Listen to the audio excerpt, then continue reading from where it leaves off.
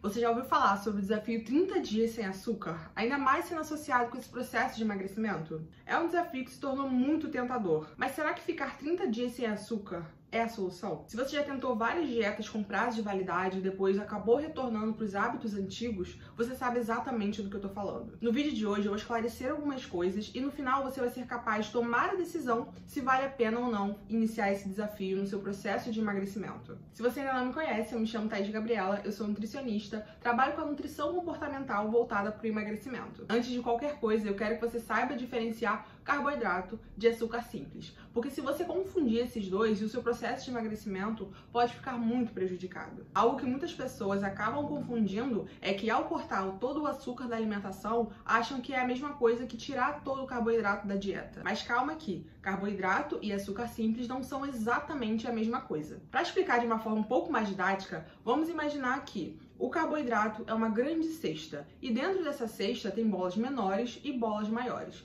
As bolas menores a gente vai chamar de açúcar simples e as bolas maiores de carboidratos complexos. O carboidrato ele é um nutriente essencial para o funcionamento normal do nosso organismo. Ele está presente tanto em cereais, grãos, tubérculos, nas frutas. Já os açúcares simples, que são aqueles que a gente encontra em bolo, refrigerante, na maioria dos produtos industrializados, esses nós precisamos consumir com moderação, porque em excesso pode gerar um prejuízo para a nossa saúde. Então, a chave aqui não é cortar todo o carboidrato da dieta, mas sim escolher carboidratos com mais qualidade e diminuir o consumo de açúcares simples. E por que eu friso tanto nesse tema? Porque quando você decide eliminar carboidrato da sua dieta, você está escolhendo tirar diversos grupos alimentares muito importantes do seu planejamento alimentar, desde frutas, os grãos, os cereais, os tubérculos, que são essenciais para a sua saúde e para o seu processo de emagrecimento também. A ideia é sempre manter esse equilíbrio. Simplificando tudo isso que eu falei, é basicamente todo açúcar simples é um carboidrato, mas nem todo carboidrato é um açúcar simples. Agora que você já entendeu essa diferença, fica muito mais fácil de entender por que existe tanto essa confusão. Com tantas dietas da moda por aí, dietas restritivas, desafios,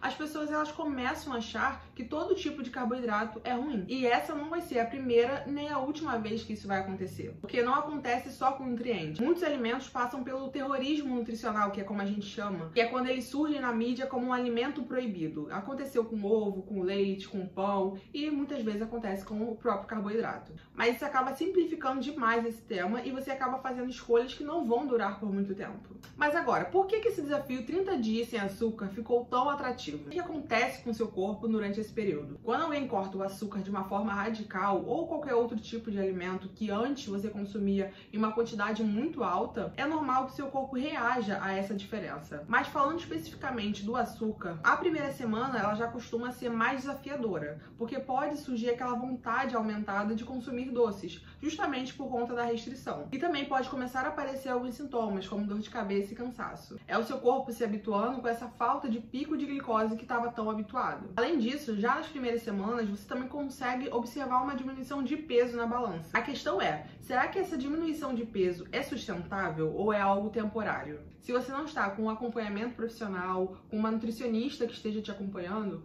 provavelmente a diminuição de peso na balança que você está vendo é de água, não necessariamente de gordura, que acontece justamente por conta da diminuição de carboidrato na sua dieta. E outro ponto importante, se você mesmo cortando o açúcar, continuar consumindo mais caloria do que você de fato gasta, não ajustando a proteína da sua alimentação, provavelmente você não vai ter uma diminuição nesse peso corporal. E por que eu digo isso? Muitos dos vídeos que eu trago aqui pra vocês no YouTube vêm da minha experiência, da minha prática clínica. Então eu perguntei para meus pacientes que já fizeram esse desafio 30 dias sem açúcar antes, de iniciar o acompanhamento nutricional e perguntei quais foram os pontos positivos e os pontos negativos que você encontrou durante esse desafio. O principal ponto positivo foi realmente essa diminuição do peso na balança, mas como eu expliquei, não necessariamente essa diminuição é de gordura. Se vocês quiserem, eu até trago aqui pro YouTube um vídeo explicando essa diferença do que é perder peso e perder gordura. E o ponto negativo que eles me trouxeram foi justamente de não estar trabalhando a sua relação com a comida. Você determina um desafio que tem prazo de validade e ao ter prazo de validade, isso conforta o seu cérebro. Até porque fazer escolhas a longo prazo requer muito mais esforço. Então não trabalhar a sua relação com a comida pode estar associado a esse efeito sanfona, que é o fato de você ganhar e perder peso com frequência.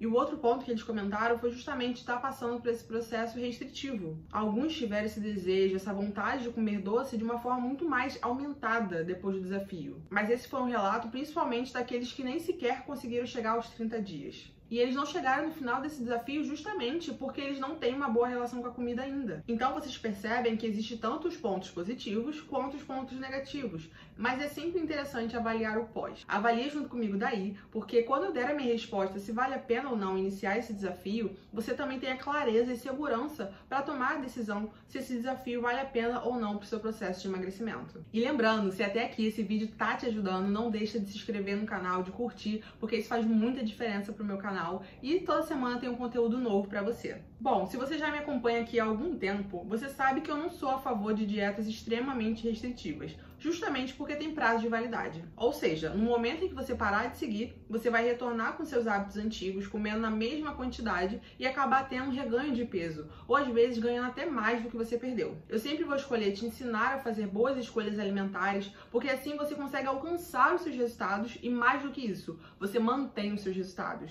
E agora, vale a pena ou não fazer esse desafio 30 dias sem açúcar? E a resposta é: depende. Agora é aquele momento em que você descobre que tudo na nutrição depende. Se seu único objetivo é ver o número da balança diminuindo, pode ser que esse desafio te ofereça o resultado temporário que você tanto busca. Mas é importante lembrar que isso pode não ser uma mudança duradoura na sua composição corporal. Mas para muitas pessoas, o conforto de ver o número da balança diminuindo a curto prazo é o suficiente. Por outro lado, eu, como nutricionista comportamental, acredito que focar em resultados rápidos pode te levar a um ciclo de frustração. A relação com a comida ela precisa ser trabalhada de uma forma sustentável, e desafios restritivos podem aumentar a sua vontade de doce, levando a esses episódios de exagero quando o desafio acaba, além desse efeito sanfona que acaba ocorrendo a longo prazo. Então o ideal é você aprender a fazer escolhas mais conscientes, buscando um equilíbrio alimentar e não uma proibição temporária. Até porque o que realmente importa são as mudanças que duram além dos 30 dias. Agora me diz aqui nos comentários, você se conhecendo melhor do que ninguém, como que tá a sua relação com a comida? Vale a pena fazer esse desafio? Se você gostou desse conteúdo, curta o vídeo e já compartilha com alguém que você sabe que precisa melhorar a relação com a comida. E a gente se vê no próximo vídeo.